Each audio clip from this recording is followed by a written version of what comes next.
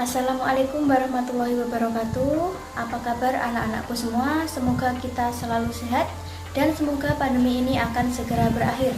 Jangan lupa dimanapun kalian berada untuk selalu patuhi protokol kesehatan. Oke, pada pertemuan kali ini kita akan membahas mengenai kerajaan maritim yang ada di Indonesia pada masa Hindu dan Buddha. Kita semua tentunya tidak asing dengan lagu Nenekku Seorang Pelaut, atau bahkan kalian semua ada yang sudah bisa bahkan hafal dengan lagu tersebut. Nah, hal ini menandakan bahwa kita sebenarnya sudah mengenal budaya maritim ini sejak zaman dahulu kala. Nah, untuk lebih jelasnya mengenai pembahasan maritim, kerajaan-kerajaan maritim Hindu Buddha di Indonesia, marilah kita simak materi berikut ini dan pembahasannya. Oke, sebelumnya jangan lupa untuk subscribe channel ini. Semoga bermanfaat untuk kita semua. Kerajaan-kerajaan maritim Indonesia pada masa Hindu dan Buddha. Makna maritim. Maritim memiliki makna diantaranya berkenaan dengan laut, berhubungan dengan pelayaran, dan perdagangan di laut. Kemampuan maritim sudah ada sejak zaman praaksara. Hal ini dibuktikan dengan adanya gambar sampan pada sebuah gua di Pulau Kai kecil. Yang kedua, adanya relief perahu di Candi Borobudur.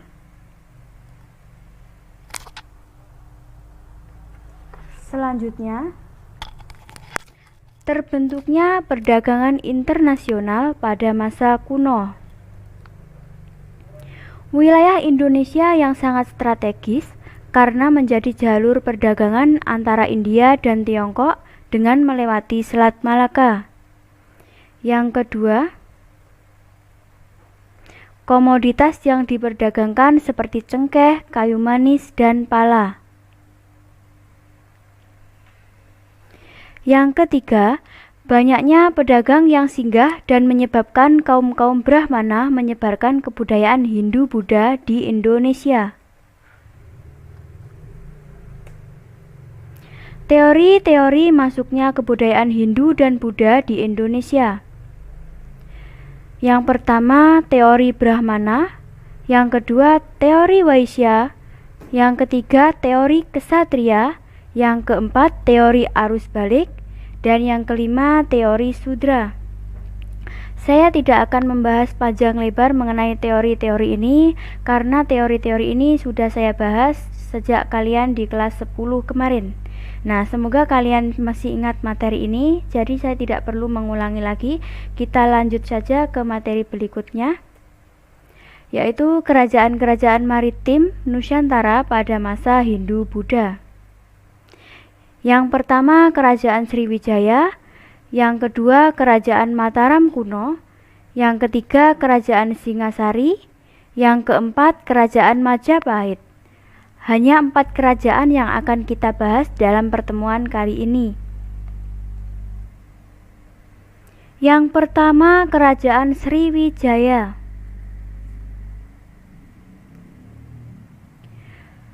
Bukti kalau Sriwijaya adalah kerajaan maritim diantaranya adalah: yang pertama, pusat kekuasaan Sriwijaya terletak di delta sebelah utara Sungai Musi.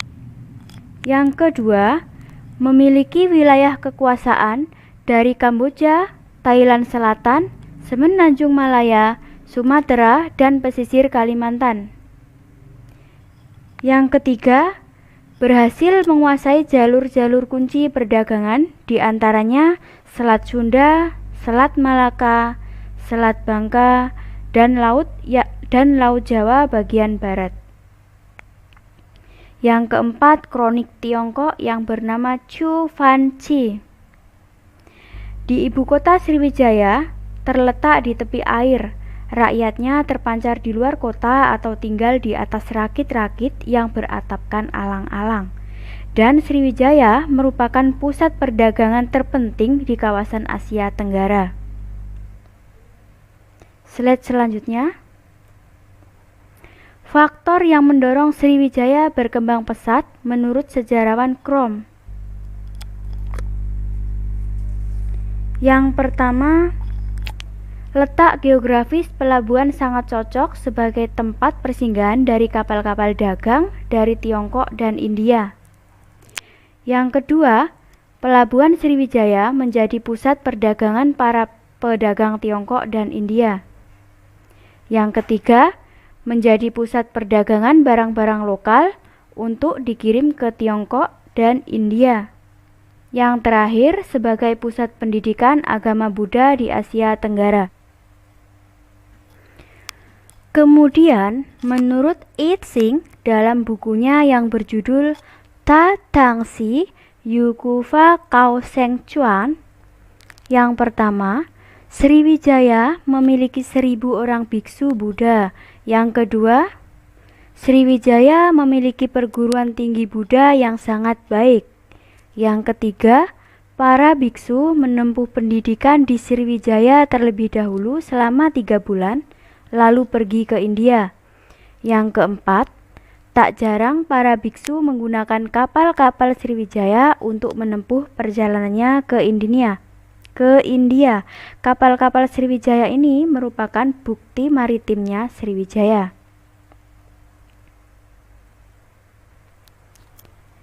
Penyebab kemunduran kerajaan Sriwijaya diantaranya: yang pertama, serangan Dharmawangsa Teguh dari Medang pada 990 Masehi yang melemahkan Sriwijaya.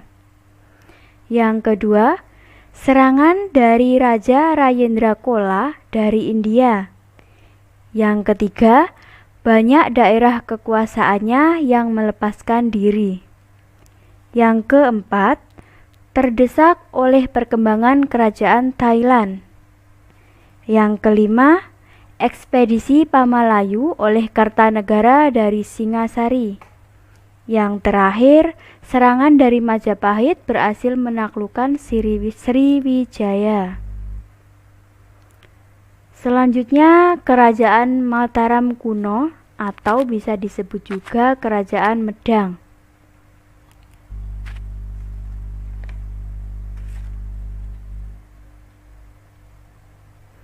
Kerajaan ini diperkirakan berada di daerah yang dialiri sungai seperti Sungai Progo, Bogowonto, dan Bengawan Solo. Berdasarkan prasasti Mantyasih, diketahui ada 17 orang raja yang pernah memerintah di Mataram kuno.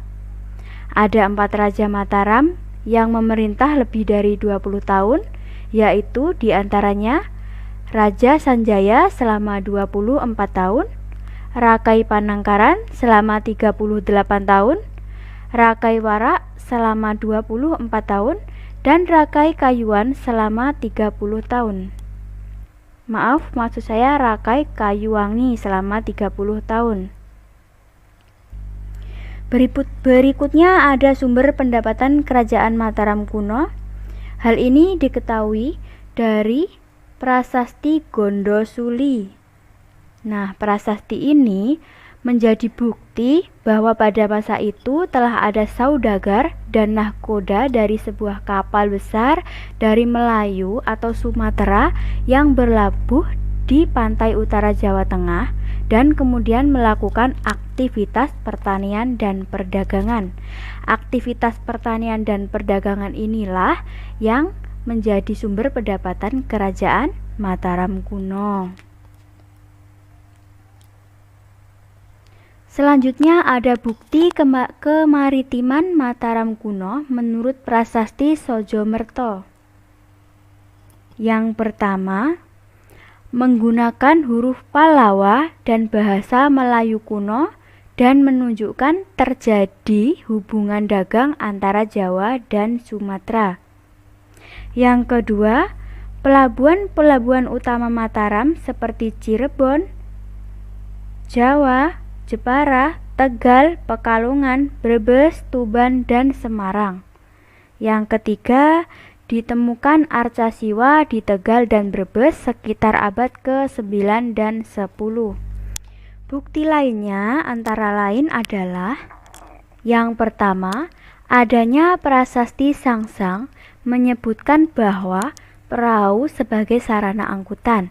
Yang kedua, prasasti Kamalgian menyebutkan ada nahkoda dan pedagang besar yang mempunyai kapal dagang berkapasitas sehingga 150 ton.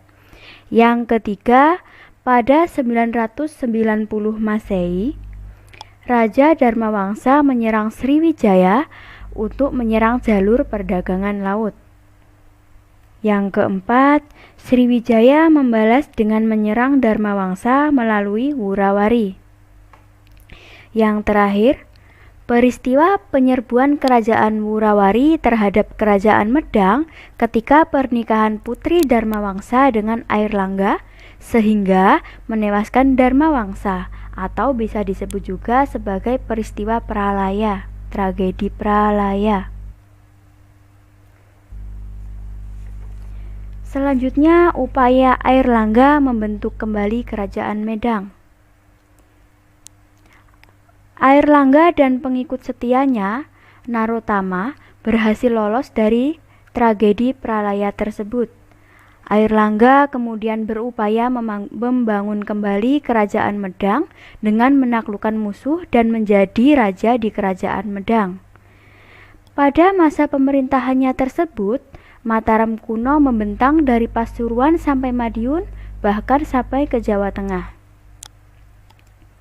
Kebijakan Airlangga untuk mensejahterakan rakyatnya antara lain yang pertama adalah dengan membangun bendungan Weringin Sapta pada tahun 103 untuk mencegah banjir. Yang kedua, memperbaiki pelabuhan Hujung Galuh sekarang dekat Surabaya dan membangun pelabuhan Kembang Putih dekat Tuban sebagai pelabuhan berskala internasional. Yang ketiga, membangun jalan-jalan yang menghubungkan pesisir ke kerajaan. Yang ketiga ada Kerajaan Singasari.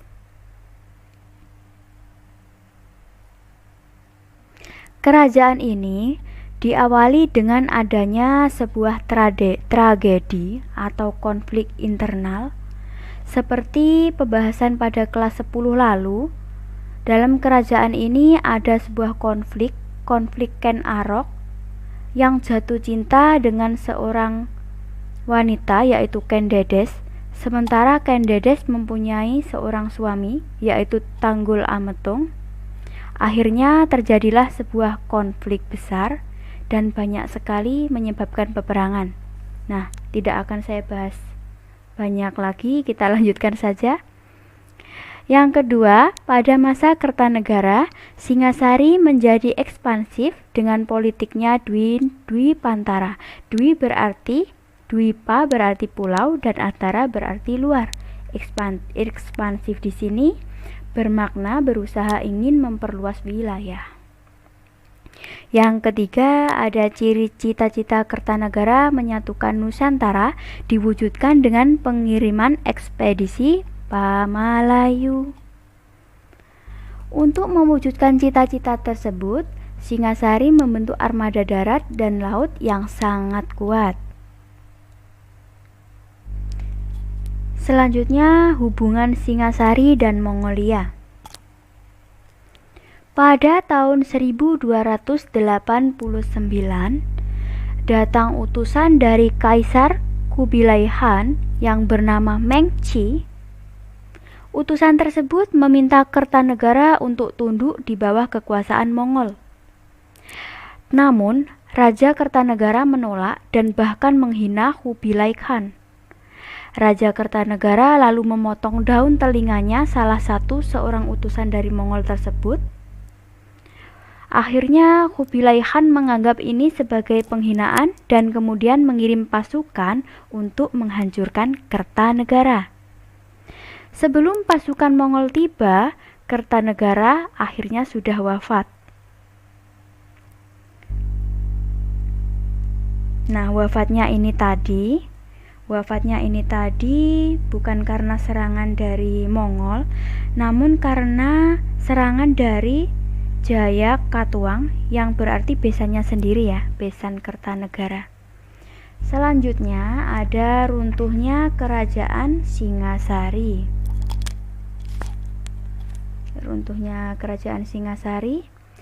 Besarnya jumlah prajurit yang dikirim keluar dimanfaatkan oleh Jayakatwang yang bekerja sama dengan Arya Wijaya untuk menyerang Singasari.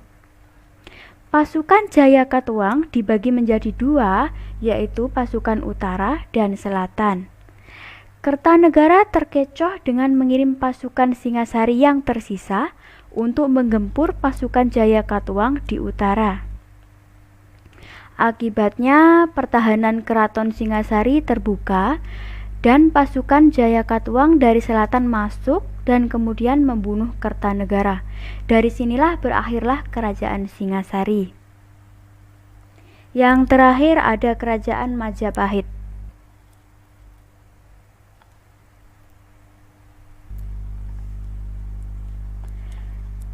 Kerajaan Majapahit ini didirikan oleh Raden Wijaya dengan memanfaatkan kedatangan pasukan Mongol untuk menyerbu Jayakatwang. Tentara Mongol kemudian dipaksa oleh Raden Wijaya untuk meninggalkan Jawa dan dengan bantuan pasukan dari Arya Wijaya. Faktor Majapahit menjadi kerajaan maritim ada dua faktor. Yang pertama faktor internal dan yang kedua faktor eksternal. Faktor internal diantaranya yang pertama melanjutkan politik Dwipantara Kertanegara dengan Sumpah Palapa Gajah Mada. Yang kedua memiliki pejabat tinggi seperti Gajah Mada dan Empu Nala. Yang ketiga hasil pertaniannya terutama beras sangat banyak diminati. Sedangkan faktor eksternalnya diantaranya yang pertama meningkatkan jaringan internasional antara Asia Timur atau Tiongkok, Asia Selatan, dan Arab. Yang kedua meningkatnya perdagangan di laut yang didukung oleh adanya pelabuhan perdagangan dari kerajaan-kerajaan di selatan Asia Tenggara. Yang terakhir ada runtuhnya kerajaan Majapahit. Yang pertama itu karena tidak ada tokoh pengganti yang berwibawa setelah Hayam Wuruk dan Gajah Mada. Yang kedua, adanya perang Paregreg atau perang saudara antara Kusumawardhani dengan Bre Wirabumi. Yang ketiga, banyak negeri bawaan Majapahit yang berusaha melepaskan diri. Yang keempat, berkembangnya agama Islam di pesisir pantai utara Jawa telah mengurangi dukungan terhadap kerajaan Majapahit. Dan yang terakhir ada munculnya kerajaan Islam, yaitu kerajaan Demak. Sampai di sini pembahasan kali ini, semoga bermanfaat. Terima kasih atas perhatiannya. Wassalamualaikum warahmatullahi wabarakatuh.